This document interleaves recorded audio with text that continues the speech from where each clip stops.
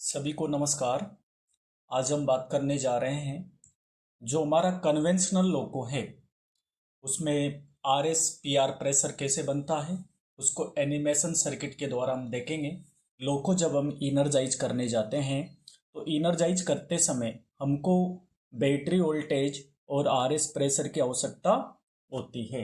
अब जैसे ही हमने बैटरी को यहाँ पे ऑन किया, HBS स्विच को हमने 0 से 1 पे रखा, जुबा को दबाकर बैटरी वोल्टेज चेक किया, बैटरी वोल्टेज हमारे पास पर्याप्त मात्रा में है। तो उसके बाद हमको ज़रूरत पड़ती है आरएस प्रेशर की। तो आरएस प्रेशर बनाने के लिए बैटरी को ऑन करना पड़ता है। बैटरी ऑन करने के बाद हमारा ZCPA को ऑन करना पड़ता है। अगर हम बात करें ZCPA की तो ZCPA स्विच की दो पोजीशन होती है, 0 और 1 पे की ZCPA का लोकेशन क्या होता है? तो ZCPA का लोकेशन PC1 को हम TPN1 भी बोलते हैं। और PC1 नहीं है लोको में तो केब 1 के पीछे CPA पैनल लगा होता है, उस पर भी हमारे को ZCPA मिलता है। या फिर आजकल आपने देखा होगा लोको में ड्राइव डेस्क पे भी कभी कभी दोनों केब के अंदर भी हमारे को ZCPA स्विच मिलता है। या कभी हमारे को ऐसा भी ZCPA की लोकेशन मिला है कि केब 1 में जहाँ पर साइक लोको पायलट बैठते हैं उसके सामने जहाँ हमारा केब फैन होता है, जहाँ फ्लैश लाइट का कंट्रोल यूनिट लगा होता है, उसके पास में भी हमारे को ZCPA स्विच लगा हुआ मिला है। कुछ लोगों में टीवी पैनल पे भी ZCPA स्विच हमारे को मिलता है। तो ये ZCPA का लोकेशन होता है। अभी हमारा ZCPA स्विच 0 पे रखा हुआ है। जब ZCPA को हम 0 से 1 पर करते हैं तो ये हमारी जो बैटरी की सप्लाई ZCPA पे रुका हुआ था, ये सप्लाई हमारी इस तरह से आगे बढ़ के और बेबी कंप्रेसर को पॉजिटिव सप्लाई मिलने से हमारा बेबी कंप्रेसर स्टार्ट हो जाता है, यानी कि हमारा MCPA स्टार्ट हो जाता है। MCPA स्टार्ट होके प्रेशर बनाना चालू करता है। इसका ये जो ड्रेन कोक है अभी बंद अवस्था में है और इस ड्रेन कोक का काम है कि जो NRV और जो हमारा बेबी कंप्रेसर इसके बीच में जो भी मॉइस्चर आता है उसको बाहर निकाल सकते हैं हम इस ड्रेन कोक के द्वारा।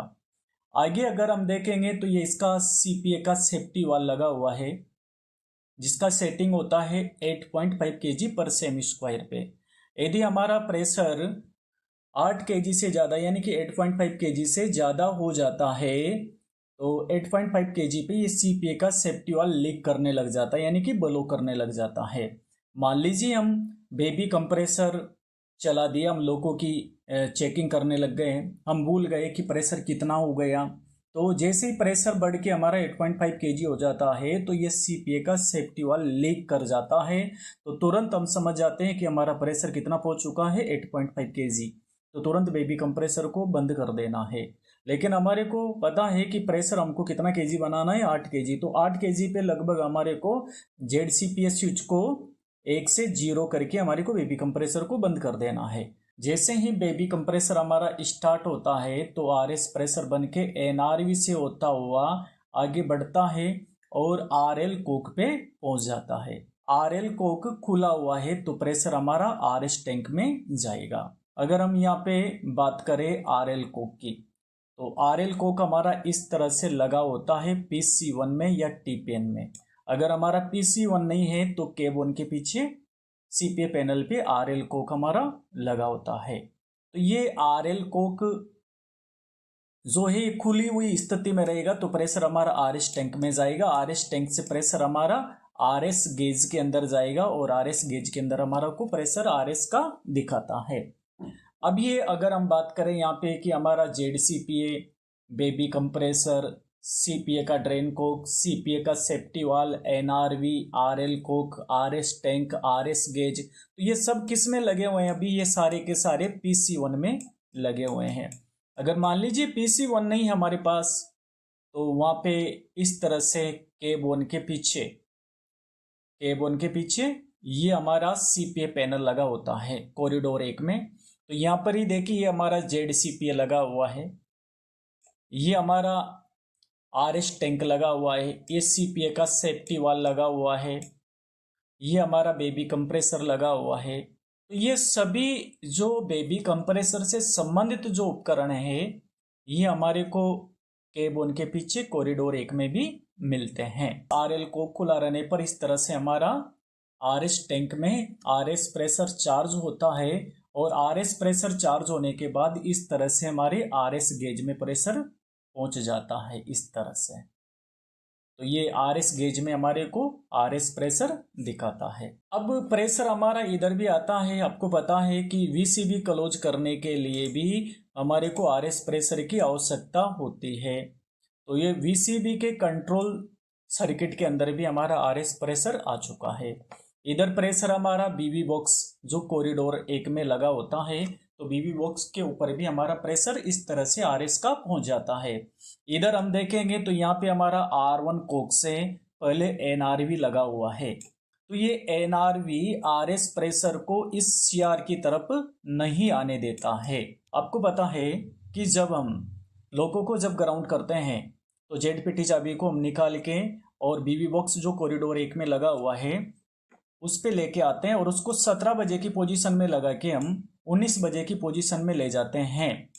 तो हमारे जो पेंटो पाइपलाइन के लिए जो प्रेशर जाता है उसका रास्ता बंद हो जाता है और जो प्रेशर गया हुआ था वो BB बॉक्स के एग्जॉस्ट पोर्ट से बाहर निकल जाता है और ये HO हैंडल हमारा फ्री हो जाता है।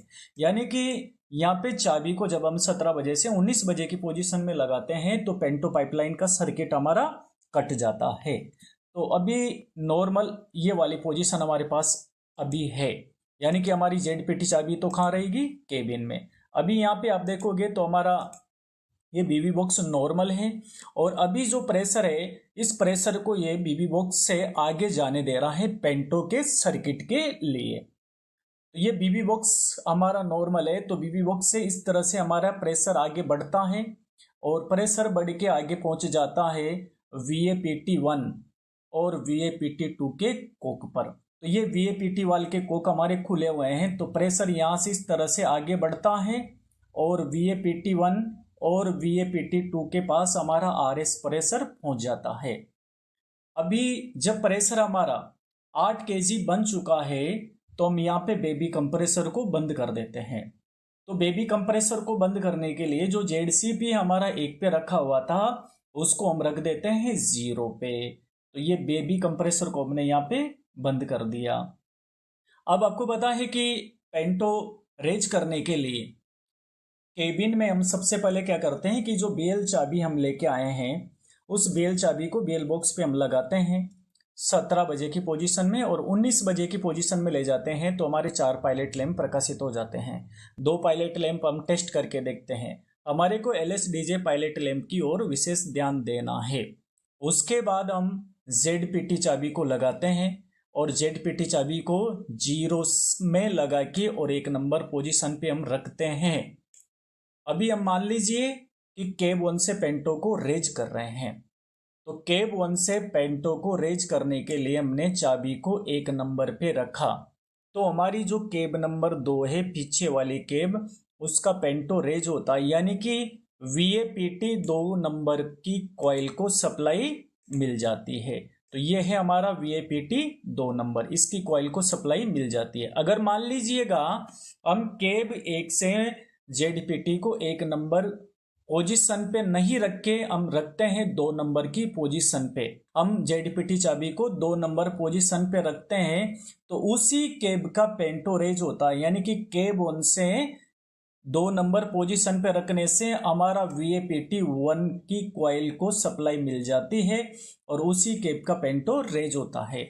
लेकिन अभी हम जो ZPT चाबी है उसको हम 0 से 1 पर रखते हैं तो हमारा केब नंबर 2 के ऊपर लगा पेंटो रेज होगा।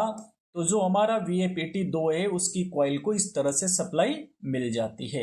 अब VAPT 2 की कॉइल इनर्जाइज होने से जो VAPT वाल के पास जो RS प्रेशर रुका हुआ था वो प्रेशर यहाँ से आगे बढ़ता है और इस थ्रोटल वाल को मिल जाता है। थ्रोटल वाल का काम है पेंटो को 3 स्टेप में रेज करना। अब प्रेशर हमारा थ्रोटल वाल से होता हुआ सर्वो मोटर के पास जाता है और सर्वो मोटर का काम है हमारा पेंटो को रेज करना। तो इस तरह से हमारा पेंटो रेज हो जाता है।